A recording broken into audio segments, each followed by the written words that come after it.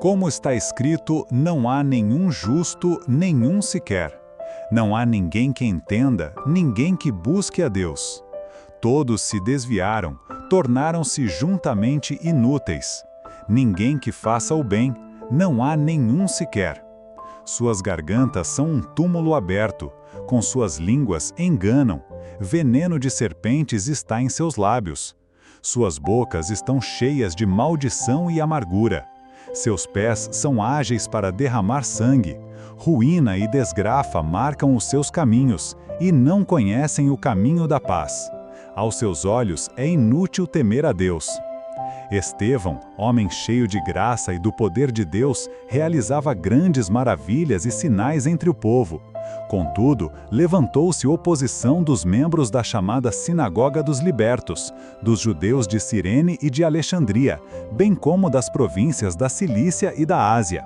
Esses homens começaram a discutir com Estevão, mas não podiam resistir à sabedoria e ao espírito com que ele falava. Olhando para ele, todos os que estavam sentados no sinédrio viram que seu rosto parecia o rosto de um anjo. Ouvindo isso, ficaram furiosos e rangeram os dentes contra ele.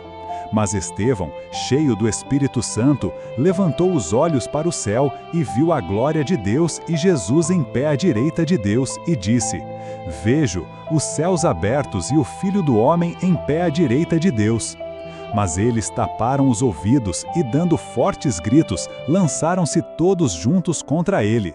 Arrastaram-no para fora da cidade e começaram a apedrejá-lo. As testemunhas deixaram seus mantos aos pés de um jovem chamado Saulo. Enquanto apedrejavam Estevão, este orava: "Senhor Jesus, recebe o meu espírito." Então caiu de joelhos e bradou: "Senhor, não os tomes culpados deste pecado." E tendo dito isso, adormeceu. E Saulo estava ali, sentindo na morte de Estevão. Quanto isso, Saulo ainda respirava ameaças de morte contra os discípulos do Senhor. Dirigindo-se ao sumo sacerdote, pediu-lhe cartas para as sinagogas de Damasco, de maneira que, caso encontrasse ali homens ou mulheres que pertencessem ao caminho, pudesse levá-los presos para Jerusalém. Em sua viagem, quando se aproximava de Damasco, de repente brilhou ao seu redor uma luz vinda do céu. Ele caiu por terra e ouviu uma voz que lhe dizia: "Saulo, Saulo, por que você me persegue?" Saulo perguntou: "Quem és tu, Senhor?" Ele respondeu: "Eu sou Jesus, a quem você persegue.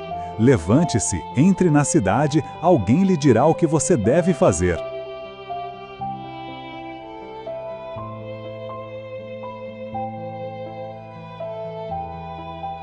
Dias ele esteve cego, e não comeu nem bebeu em Damasco. Havia um discípulo chamado Ananias. O Senhor o chamou numa visão. "Ananias, eis-me aqui, Senhor", respondeu ele. O Senhor lhe disse: "Vá à casa de Judas na rua chamada Direita, e pergunte por um homem de Tarso chamado Saulo. Ele está orando." Numa visão viu um homem chamado Ananias chegar e impor-lhe as mãos para que volte a ver. Respondeu Ananias: "Senhor, tenho ouvido muita coisa a respeito desse homem e de todo o mal que ele tem feito aos teus santos em Jerusalém. Ele chegou aqui com autorização dos chefes dos sacerdotes para prender todos os que invocam o teu nome." Mas o Senhor disse a Ananias: "Vá. Este homem é meu instrumento escolhido para levar o meu nome perante os gentios e seus reis e perante o povo de Israel. Mostrarei a ele o quanto deve sofrer pelo meu nome."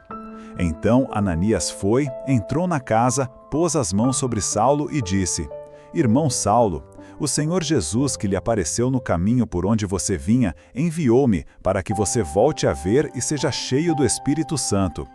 Imediatamente, algo com escamas caiu dos olhos de Saulo e ele passou a ver novamente. Levantando-se, foi batizado e depois de comer recuperou as forças. Logo, assim como por meio da desobediência de um só homem, muitos foram feitos pecadores, assim também, por meio da obediência de um único homem, muitos serão feitos justos.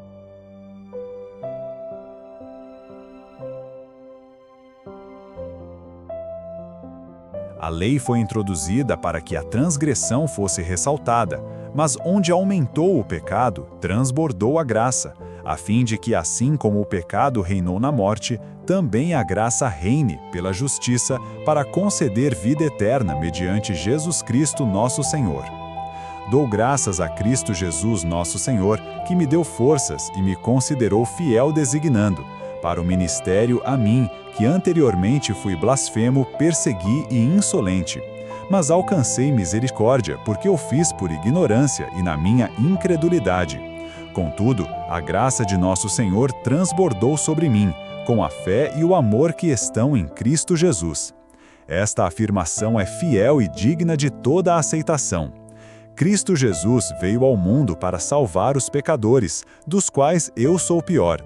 Mas por isso mesmo alcancei misericórdia, para que em mim, o pior dos pecadores, Cristo Jesus demonstrasse toda a grandeza da sua paciência, usando como um exemplo para aqueles que nele haveriam de crer para a vida eterna. Ao Rei eterno, o Deus único, imortal e invisível, sejam honra e glória para todo sempre. Amém.